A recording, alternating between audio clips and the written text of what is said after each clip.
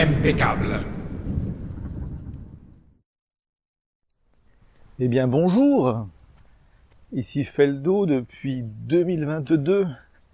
Ah là là, j'enregistrais les autres numéros au printemps 2020 et en fait il y en a d'autres qui vont arriver après celui-ci, qui ont été enregistrés toujours au printemps 2020 et que j'avais fait une grosse pause.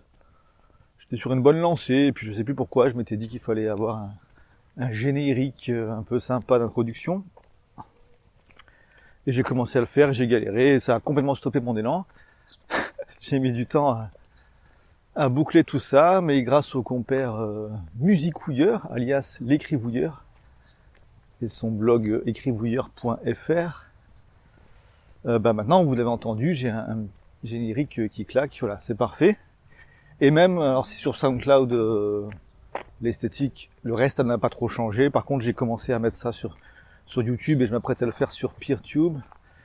Et sur ces supports-là, il y a un logo de fond tout nouveau, tout beau, enfin non, qui date en fait aussi de 2020, mais que j'utilise enfin, qui a été réalisé par Opération Turquoise, que vous trouverez sous ce nom-là sur Instagram. Et de toute façon, après dans les différentes descriptions, je mets les liens vers les collaborateurs et collaboratrices, le cas échéant. Donc comme je l'ai fait pour beaucoup de numéros, là je suis dehors, pas sur ma promenade habituelle, mais dans un parc. Donc on entendra peut-être quelques bruits de ballons de basket. Là il y a un peu de musique et du saxo à droite. Dans ce parc, je vais le traverser, donc pour arriver ensuite vers des rues, je pense, assez calmes. Et donc c'est l'occasion de reprendre Tonnerre Impeccable comme podcast, qui va rester très inspiré par Warhammer, mais je pense que, vu que finalement Warhammer c'est toujours un univers que j'aime beaucoup, mais comme je joue pas tant que ça avec le nouveau système qui a été proposé, qui est pas mauvais, hein, enfin je ne le renie pas, puisque en fait la Warhammer V2 telle que je l'avais customisée pour mes propres envies, ressemblait pas mal à ce qui est arrivé ensuite avec Warhammer V4. Donc voilà, ça correspond à une philosophie de jeu que j'avais à une époque, et qui pourrait toujours me plaire dans certains contextes, mais qui m'attire un peu moins aujourd'hui. Je sais pas, comme j'ai un peu moins le temps de jouer en ligne, j'aime pas trop les systèmes complexes. C'est déjà assez pénible, assez compliqué d'avoir une tablée avec les micros qui marchent bien, etc. Je préfère limiter la charge mentale quand je joue en ligne avec au moins un système simple. Par contre, autour d'une table, ça me dérange moins d'avoir un système un peu plus compliqué, mais comme j'ai pas trop le temps de mener une campagne IRL pour l'instant, j'ai aussi un peu moins d'intérêt à faire des fiches compliquées juste pour des one-shots. Ça pourrait se faire quand même, hein. Surtout si le festival du Dragon à Montpellier, là, le festival de jeux de rôle local, redémarre après le Covid, ça peut être cool. Donc, je disais que même si ça va rester principalement inspiré par Warhammer, je suis aussi intéressé par les Zweihander, Donjons et Dragons de très loin quand même, mais enfin en tout cas, pourquoi ne pas aussi parfois explorer des pistes qui sont un peu plus génériques et qui pourraient servir à différents univers, quoi. Même si clairement je retournerai souvent vers des spécificités warhammeriennes, notamment avec l'ajout des prochains corpus imperatoris. Là, j'avais commencé pour le culte de mort à faire des documents réalisés avec LaTeX, des documents PDF, des aides de jeu. Enfin, je le dis au pluriel parce que j'ai commencé la deuxième sur Myrmidia, mais on va dire que pour l'instant il n'y en a qu'un seul de guide, hein. Celui de mort qui fait environ 70 pages. De ces 70 pages, je n'ai pas écrit beaucoup, hein. C'est avant tout une compilation d'anciennes ressources qui peuvent être un peu maintenant difficiles à trouver, et puis surtout qui sont assemblées par thématique autour de mort, quoi. Donc ça regroupe des vieux manuels, mais aussi des créations de fans, etc. Et quand même des créations. Enfin, j'en ai profité aussi pour rajouter des nouveaux miracles, des nouveaux pouvoirs, des nouveaux cultes mineurs, des sectes, etc. Par contre, même s'il y a des pouvoirs, globalement, c'est le genre de document dans lequel je mets pas trop de règles, hein, je mets pas de carrière, Bon, ça pourrait changer à terme, mais pour l'instant, j'ai pas mis de carrière et ni de trop de stats chiffrés, quoi. À part les pouvoirs, il y en a pas. Et donc, je reprends avec Myrmidia. Enfin, je continue aussi celui de mort, hein, je le complète. Mais en parallèle, je démarre celui de Myrmidia. Et l'idée, ça serait de faire tous les dieux et déesses majeurs. Puis la sorcellerie des campagnes. Ah, mais c'est un concert qui se prépare ici. Avec tout de même quelques gouttes de pluie. Hein. J'espère pour eux que le ciel va se dégager parce qu'il est un petit peu gris. Là. Bon, ça fait partie des thèmes que j'aimerais bien aborder. Hein, la musique, les bardes, les troubadours. Donc ça peut-être pas aujourd'hui, mais pour un prochain numéro, je pense approfondir la chose. Pour l'instant, donc, je faisais un petit récap sur les guides religieux. Ouais, en plus des dieux et déesses majeurs, j'aimerais beaucoup faire tout ce qui est sorcier des taillis, tout ça. J'ai beaucoup fouillé sur le site de Gallica, le site de la BNF récemment, et un petit peu sur archive.org, qui est pas mal non plus. Il y a aussi un site universitaire qui s'appelle Percé, sur lequel on peut récupérer des documents forcément plus récents, enfin des productions universitaires de ces 20 dernières années. Et tout ça peut donner des éclairages très intéressants sur plein de thématiques. Là, par exemple, récemment, c'est le dictionnaire infernal. Je me suis basé sur l'édition 6, datant de 1863, pour faire quelques lectures lors de mes streams. Là, en ce moment, le dimanche matin, sur Twitch, je stream des lectures bibliques. Mais comme je suis dans des phases assez reloues de la Bible, hein, le Lévitique, Deutéronome, tout ça, des phases un peu rébarbatives, je fais de plus en plus de digressions et de digressions dans les digressions. Et ça m'a mené vers ce dictionnaire infernal dont j'ai lu plein d'entrées, d'articles. Et c'était génial. Des illustrations aussi qui sont magnifiques. Et plus récemment, je suis tombé sur une histoire de la médecine médiévale. Mais encore une fois, vu du 19e, c'est-à-dire c'est un livre de 1888, je crois, qui, avec les connaissances de l'époque, explique comment était la médecine médiévale. Donc forcément, c'est rempli de choses qui étaient encore à l'époque mal étudiées, difficiles à vérifier. Je dis pas que c'est que des bêtises, hein, mais aujourd'hui, évidemment, si on voulait étudier la médecine médiévale, on trouverait des meilleures sources. Par contre, si on aborde ce texte en tant qu'inspiration potentielle pour le jeu de rôle, là encore c'est une mine d'or, puisque on a quand même quelques infos plus ou moins scientifiques. Par contre, ce qui est cool, c'est que pour le reste, la description des remèdes de l'époque, des superstitions et tout, c'est centralisé. Enfin, il y a, même si bien sûr on trouverait des documents académiques récents qui recensent tout ça, hein, je dis pas le contraire. Là, on a quelque chose qui est dit avec le ton du 19e, avec quelqu'un qui croit à l'essentiel de ce qu'il dit. Et ça donne un petit charme qui est plus proche de ce qu'un PNJ qu'on intégrerait dans nos aventures pourrait dire, ressentir. En fait, c'est ça, il y a moins de travail à faire, entre guillemets, hein, il reste du boulot, mais c'est en partie pré-mâché, le fait de transposer ça dans nos scénarios, nos aides de jeu, etc. Et moi, j'essaie de pré-mâcher encore un peu plus, c'est-à-dire d'aller chercher ces documents, et puis après de les fournir sur mon blog en isolant les parties qui me semblent les plus intéressantes. Et puis plus tard, j'irai encore un cran plus loin. Le but, ce serait de faire des aides de jeu thématiques, en l'occurrence sur les épidémies ou sur les façons de soigner certaines petites choses. Les remèdes de grand-mère là qu'on trouve encore dans les supermarchés. Dans le dictionnaire infernal, on trouve plein de petits remèdes. Par exemple, contre la chute des cheveux.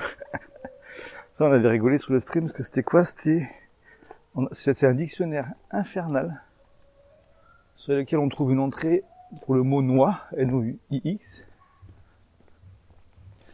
et pour lequel on nous dit qu'en faisant griller des noix qu'on va réduire en poudre ensuite, et en mélangeant ça à de l'huile et du vin rouge, je crois, eh bien on a quelque chose qui permet de faire repousser les cheveux, ou carrément, il me semble.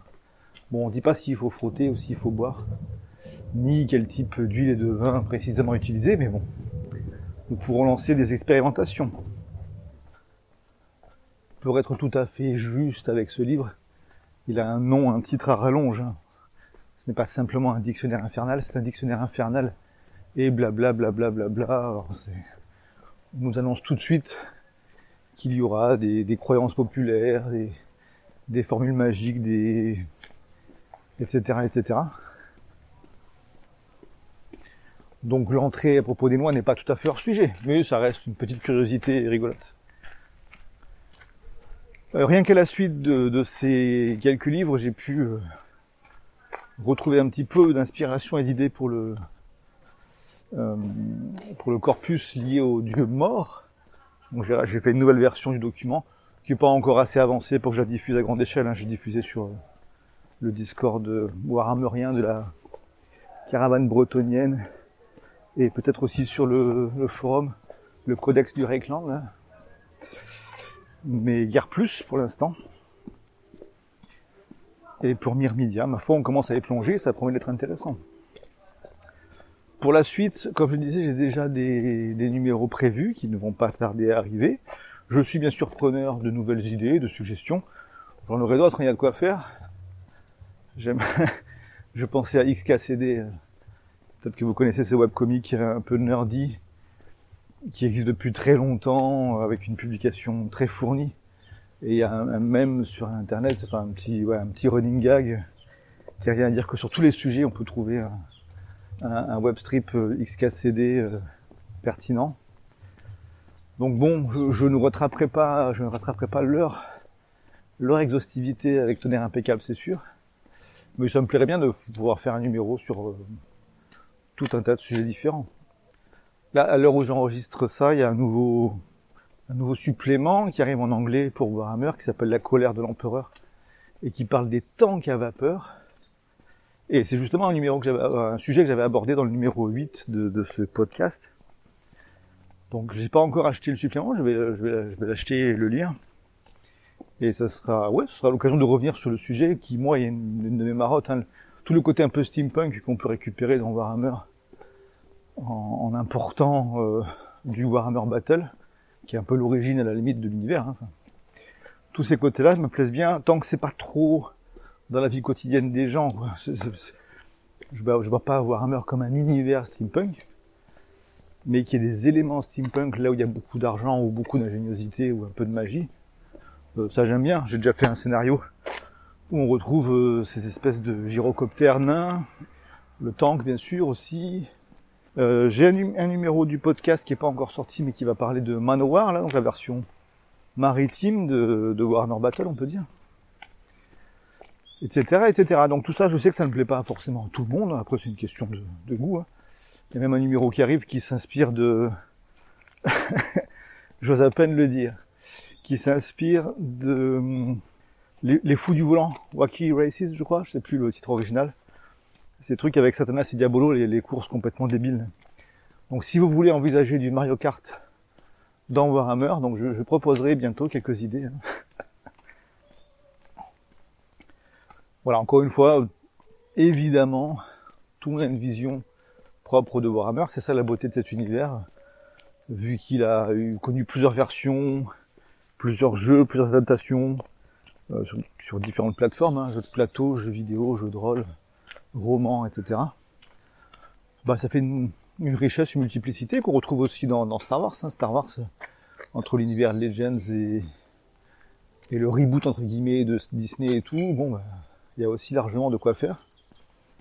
Donc ma version de Warhammer, je la propose. Après, les autres disposent. Picorez ce que vous voulez. Que dire de plus pour ce point d'étape? Et peut-être le fait que je vais aussi commencer à mettre en ligne, alors peut-être pas tout de suite, mais mettre en ligne d'autres podcasts qui suivent un peu le même format, c'est-à-dire toujours quelque chose que je fais seul, soit en m'enregistrant dehors, soit devant mon micro chez moi, mais qui vont toucher d'autres sujets, comme Star Wars justement, mais aussi de la création d'univers plus générique, en tout cas création d'univers original. Il y en a plusieurs qui sont en cours, mais je cherche, d'ailleurs je suis preneur d'idées, quel que soit le moment où vous écoutez ce podcast. Mes besoins pourraient évoluer au cours des années, et puis on n'est pas toujours sur une veille permanente des nouveaux outils qui sortent. Donc là j'ai testé des wikis hébergés comme Fandom ou Mirahez pour des créations d'univers dans lesquelles je pourrais initier quelque chose et puis ouvrir ça à d'autres personnes qui voudraient participer. Moi ça me plairait bien ce côté-là, création d'univers à plusieurs. J'avais démarré une sorte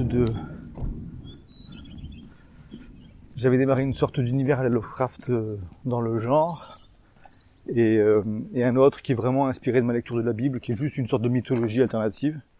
Tout ça, donc je l'avais hébergé sur des sites comme Fandom et Miraez, mais ce sont des sites qui suppriment trop vite les wikis qu'on y crée en cas d'inactivité. Or, tant que je suis seul dessus, il peut arriver que pendant plusieurs mois ça bouge pas. Et hop, là on me le sucre, c'est gentil les gars, mais au revoir quoi. Je pourrais auto-héberger, je l'ai déjà fait, mais pour une wiki collaborative, je trouve ça un peu moins, un peu moins open quoi. Ça serait mieux si c'était un lieu tiers qui hébergeait tout ça, je pense. Alors là sur Mastodon, on m'a parlé de Guidebook, qui peut être une alternative intéressante, mais qui est vite payant, donc je sais pas. Bon, en tout cas, je suis preneur d'idées pour ce qui est des écritures collaboratives, qui pourraient servir aussi tout de même pour Warhammer au niveau des corpus religieux en fait. Moi, j'ai pas très envie de rajouter des fiches de carrière, tout ça. Mais après tout, moi je fais ça en latex, c'est quelque chose qui est facilement partageable, même avec GitHub s'il le faut. Donc ça, on peut tout à fait envisager à terme de mélanger tout ça. Ensuite, bien sûr, il n'est pas exclu de recourir parfois à d'autres formes de podcasts. Je ne sais pas, des interviews, des discussions à plusieurs. C'est juste que la façon dont je procède aujourd'hui, c'est quelque chose de très simple qui me permet de vraiment pas me prendre la tête au niveau technique, et puis de profiter des nombreuses marches que je fais, même si malheureusement je ne rajeunis pas, et je ne sais pas à quel point je pourrais encore faire longtemps des grandes marches comme ça. Quoi qu'il en soit, pour l'instant, ça reste quelque chose d'agréable, que j'aime bien marcher sans rien faire d'autre que marcher. Mais c'est sympa aussi de temps en temps d'y intégrer le micro-cravate clipsé sur mon col, et c'est parti.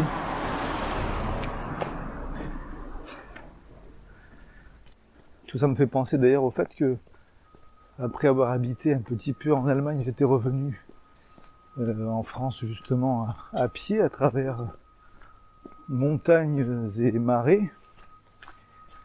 Et ça pourrait être intéressant peut-être de reprendre le chemin que j'ai parcouru de Berlin jusqu'à Munich et de Munich jusqu'à la Forêt Noire, et d'en faire des analogies avec l'équivalent dans l'Empire du Vieux Monde, qui est comme on le sait en partie calqué sur l'Allemagne, même si c'est pas non plus la même chose. Donc ça pourrait être intéressant de faire ça, parce que j'ai eu l'occasion du coup de voir pas mal de forêts différentes, et puis d'usage, de noms de lieux. J'ai traversé d'ailleurs un village qui s'appelait Altdorf, où je sais plus si j'ai traversé ou si je suis passé à côté, mais il y avait un petit village Altdorf.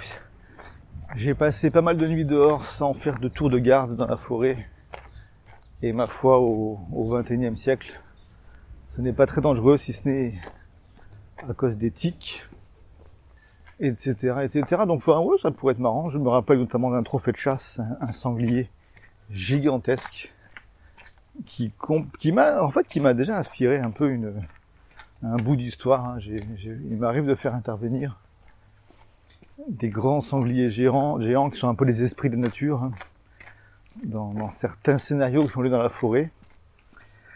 Bon, ce sont des choses qu'on retrouve aussi dans des vieilles légendes celtes, bien sûr, il n'y a pas d'extrême nouveauté ici, mais ça peut être l'occasion d'en parler aussi.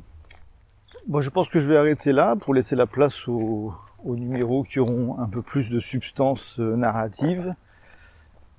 Et voilà, je peux conclure en disant qu'en ce moment je remets un peu à jour mon blog, notamment à propos de ces recherches que j'ai fait sur Gallica et autres dans les vieux bouquins. Donc n'hésitez point à aller y jeter un œil si vous voulez en savoir plus sur la perception de la peste de Justinien du VIe siècle par les auteurs du XIXe siècle. Voilà, ça et puis les histoires du dictionnaire infernal qui peuvent être bien cool aussi. Ok, ma foi, à très bientôt alors. Tchuss.